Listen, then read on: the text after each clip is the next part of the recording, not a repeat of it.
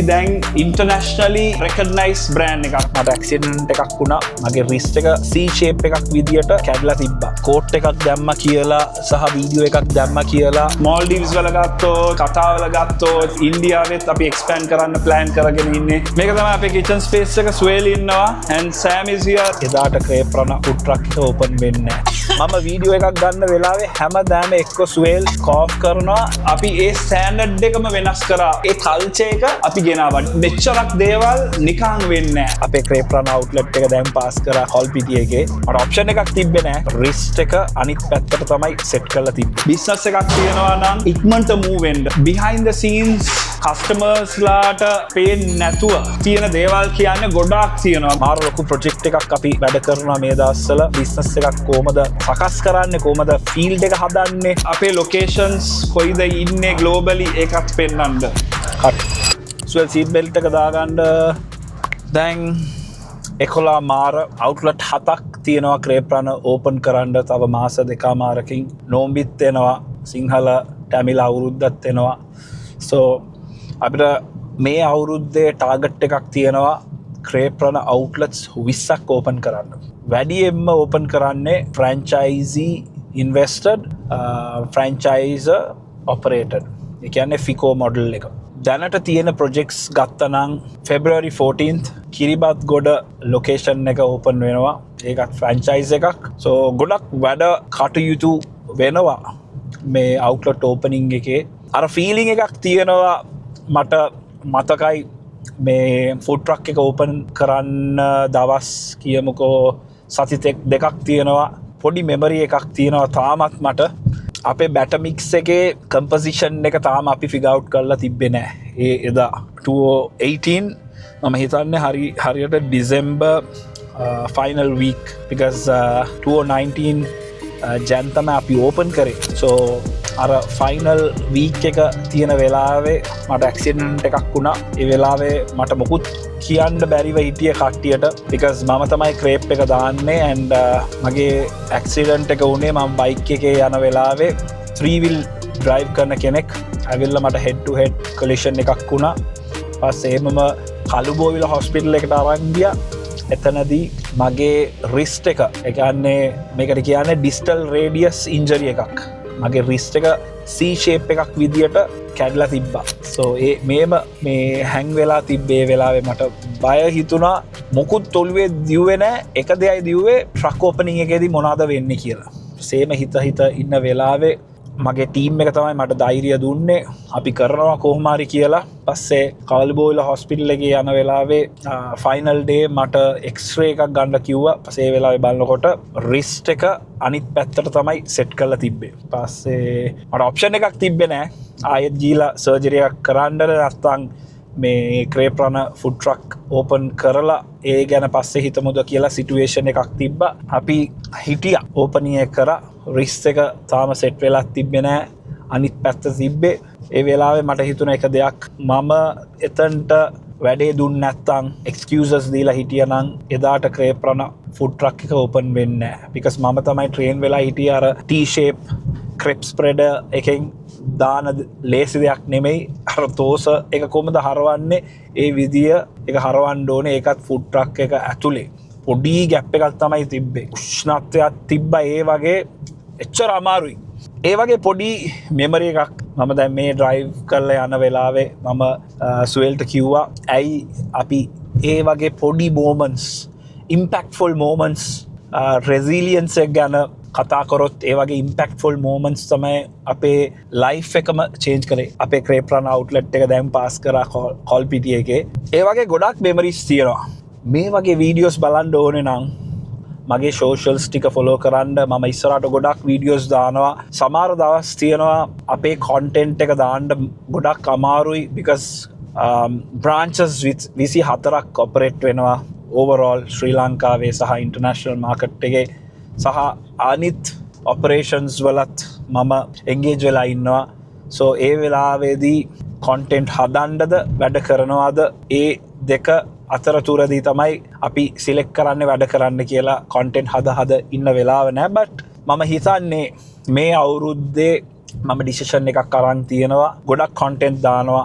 යංස්ටර්ස්ලාට social මීඩියාවේ content ගොඩක් තියෙනවා. සමහර කට්ටියට තේරෙන්නේ තමන්ගේ සිටුවේෂන් එක මොනවාද කියලා. නිකන් කොන්ටෙන්ට් එක බලාගෙන ඉන්ස්පයර් වෙලා මොටිවේට් වෙලා බිස්නස් එකට එනවා. හැබැයි ඒගොල්ලන්ට දන්නේ බිස්නස් එකක් පටන් ගන්න වෙලාවේදී මොනවාද කරන්න ඕනේ කියලා. නිකන් පටන් ගන්න බෑ.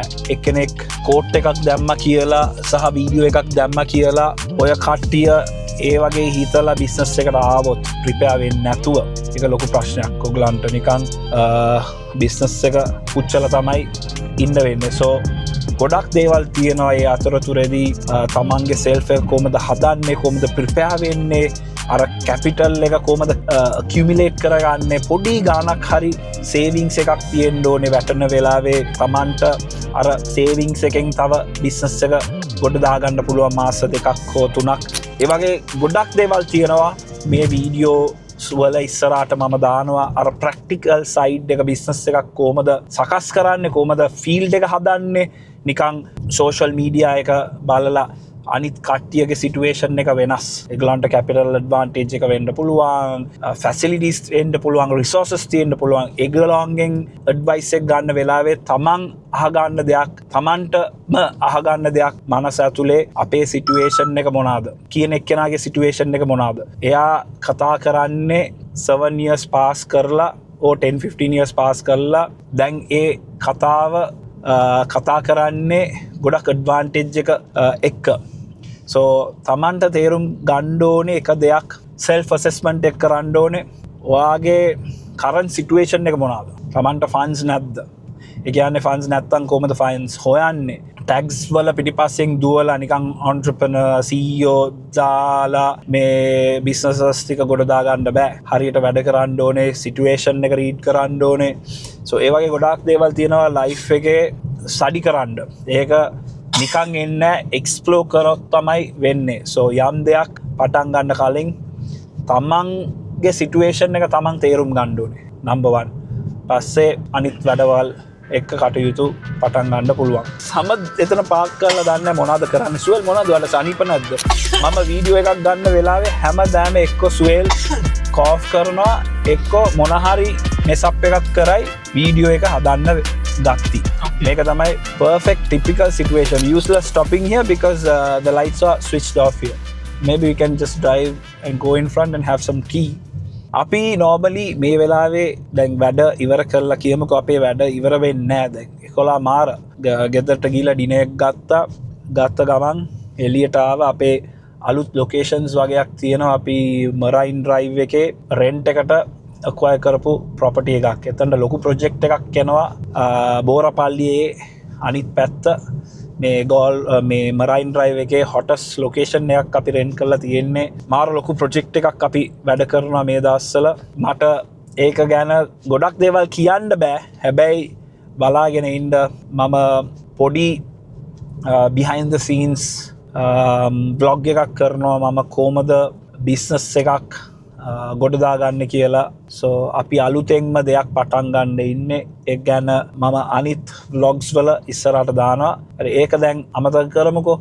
අපි ඉන්නේ හරියට මරයින් ඩ්‍රයිව් එකේ. සමත් ෆලෝ කරනවා මාව වෙහිකල් එකේ. අපි පොඩි ටී ස්ටොප් එකට ලොකේෂන් එකක් හොයනවා. එක්ක අපි බම්බලපිටියටම යමු. අපේ බම්බලපිටිය ක්‍රේප්‍රාන අවුට්ලට් එක 1 වෙනකන් ඕපන්. සෝ එතනට ගිහලා අපි මගේ ෆේවරිට් ස්පැනිෂ් ලාට එකක් බීලා අපේ දවස කොහමද ගියේ, අපේ ප්‍රොජෙක්ට්ස් ටික ගැන කතා කරනවා. ඒ වගේ ගොඩක් දේවල් කතා කරනවා. because උදේවරුව සහ හැන්දෑව රෑ මෙච්චර වෙනකන් අපි කරේ අපේ ඔපරේෂනල් වැඩවල්. සෝ දැන් 11 මාර 12ට පස්සේ තමයි අපි ඩිනර් එක කාලා.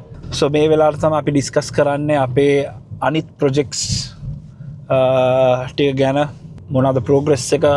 ස්වේල් ගාවෙන් ගොඩක් ඩවුන්ලෝඩ්ස් ගන්න තියෙනවා. සෝ ස්වේල් තමයි අපේ ප්‍රොජෙක්ට්ස් ටික බලාගන්න. එයා තමයි ඒවා හරියට ෆන්ක්ෂනල් වෙනවාද හෝ මොන හරි ඩිස්ක්‍රීපන්සිස් තියෙනවාද ප්ලෑන් එකට, ඒ ගැන ඔක්කොම ප්ලෑන් අවුට් කරලා අපිට මේ රිපෝට් එක දෙන්න. සෝ මේක තමයි අපේ ස්ටෝරි එක. බිස්නසර්ස් හදන්නේ, බ්‍රෑන්ඩ්ස් හදන්නේ ලේසි දෙයක් නෙමෙයි. ගොඩක් කල්යයි පේෂන්ට්ලි කරන දේවල්. නිකන් වැටෙන්නේ නැහැ අහසෙන්. කැපවීම ඕනේ. සෝ let's keep building. වෙලාව 11:45යි කිරිබත්ගොඩ ක්‍රේප්‍රණ ලොකේෂන් එකට ඇවිල්ලා ඉන්නේ. මෙතනට ඇයි ආවේ කියන්නේ ඩ්‍රයි රන් එකට කලින් අපි මෙතන පොඩි ස්ටිමියුලේෂන් රන් එකක් කරනවා ස්ටාෆ්ස් නැතුව.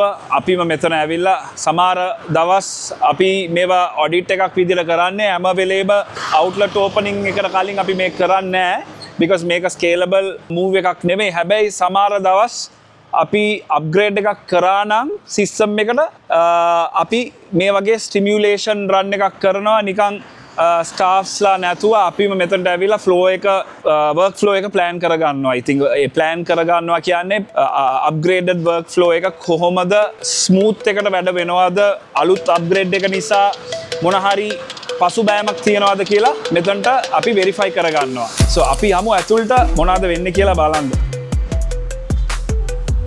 සෝ වැඩිය මට පෙන්වන්න බෑ. මේක තමයි එන්ට්‍රන්ස් එක.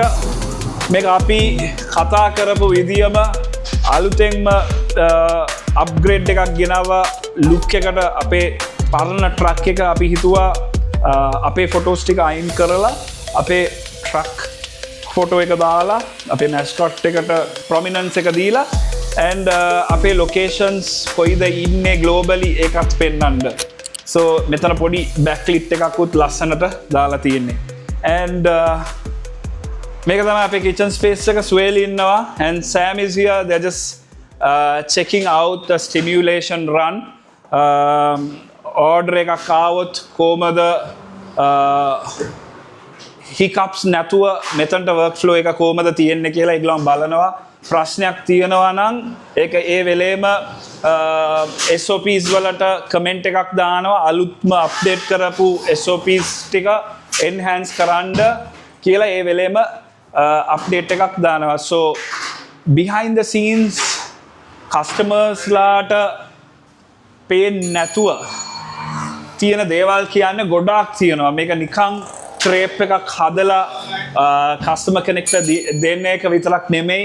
අපි මේක ඔක්කොම කරන්නේ කස්ටමර්ස් ලාගේ එක්ස්පීරියන්ස් එක තාමත් එන්හෑන්ස් කරන්න. So අපිට ඕනේ නම් හරි මොඩල් එක හරි චිල් කරලා එන්න පුළුවන්. හැබැයි අපේ DNA එක ගත්තන ඒ විදිය නෙමෙයි. So අපි බලන්න වැඩියෙන්ම ඉස්සරහට ඉන්ඩස්ට්‍රි ස්ටෑන්ඩඩ්ස් ටික වැඩි කරන්න. ඒ කියන්නේ අපි දැන් internationally recognized brand එකක් Maldives වල ගත්තොත් කතාර් වල ගත්තොත් දැන් ඉන්දියාවෙත් අපි expand කරන්න plan කරගෙන ඉන්නේ. location එකක් තියෙනවා බැංගලෝර් වල. so ඒකත් ලොකු market එකක්. අපි QSR industry එක ගත්තා නම් අපි ඒ standard එකම වෙනස් කරා. ලාංකික මේ game එකම අපි enhance කරා. ඉස්සර ගත්තා නම් QSR එකක් ගත්තා නම් ඒ මොඩල් එක මාර බෝරිං. අපි ඒක enhance කරලා SOP driven, systems driven අර customer experience එක කොහොමද enhance කරන්නේ ඒ culture එක අපි ගෙනාවා digitally and offline. so online ගත්තොත් අපේ content game එක ලංකාවේ ගත්තා නම් අපේ එක තමයි වැඩියෙන්ම evolve වෙච්ච content game එකක්. and similarly offline experience ගත්තොත් කස්ටමර් කෙනෙක් ඇතුළට ඇවිල්ලා ඕඩර් කරන එක්ස්පීරියන්ස් එක අරන් අතට ඕඩර් එක ගන්න වෙනකන් ඒගොල්ලන්ගේ එක්ස්පීරියන්ස් එක අපි එන්හෑන්ස් කරලා තියෙනවා. so ඒ වගේ ගොඩක් දේවල් අපි මේ මාකට් එකට අපි දීලා තියෙනවා. so මෙච්චරක් දේවල් නිකන් වෙන්නේ නැහැ. අපි AB ටෙස්ට් ගොඩක් කරනවා.